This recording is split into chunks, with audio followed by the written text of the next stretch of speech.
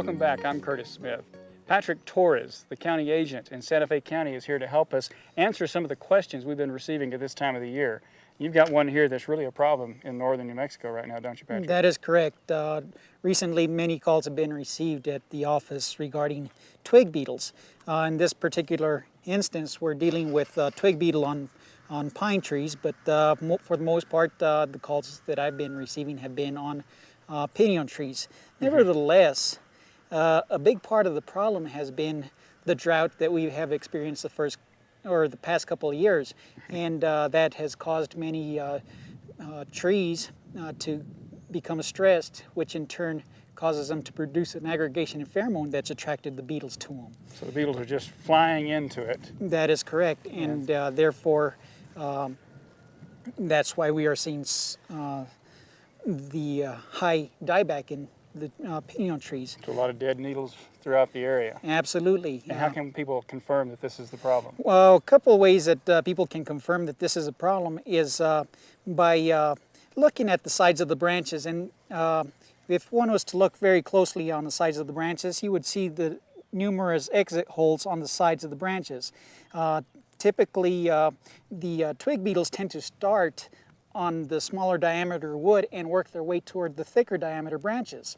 But and that it might be one of the reasons why you might only see a branch going here and a branch going there. But seems like this here, it seems like there's many branches dying off on each tree. The other way one might be able to determine whether this is a twig beetle is by scraping off some of that bark. And look at that. Then you see the galleries, which are carved out by the, there's the beetle. Twig beetles themselves. Yes, there's an adult twig beetle right there.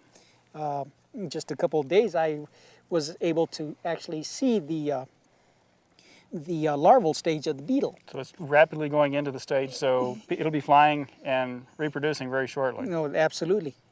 And so some of the things that people can do to combat this problem is, first of all, if it's just certain branches that are dying off, they can clip off those branches and discard them.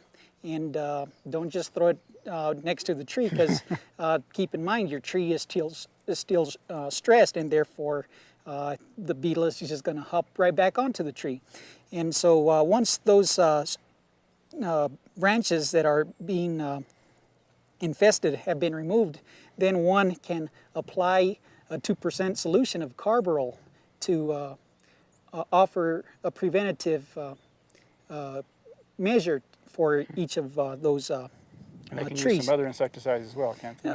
Other insecticides can be used, but carbaryl is the best protectant. Exactly. Okay, very good. And you've got another conifer situation right here.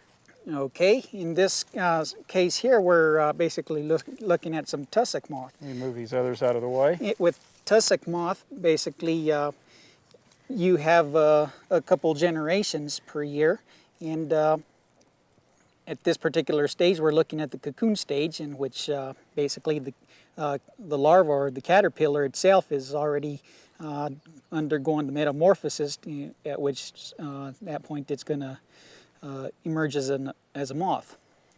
Anyway, at this stage, what you can do is actually you can just take the cocoons and pick them off and destroy them, and of course throw them into the garbage. But earlier on, when you're seeing the infestation of tussock moth caterpillars, if you catch them early enough, you can take care of the problem using Bacillus thuringiensis, otherwise recognized as BT. But if you let them advance too much, then at some point you're going to need to use a chemical insecticide. And therefore, scouting is the key here in order to...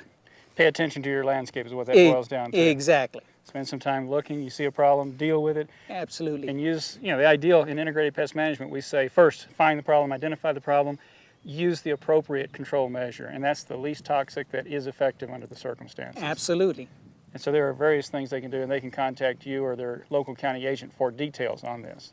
That is correct. Okay, and Patrick, this is something we'll see kind of developing up here. Mm-hmm. and going. Sometimes it's bad, sometimes it's not so bad. That is right. We're moving into a bad phase right now, it looks like. Yes, and actually this year has been light in comparison to previous 2 okay. years.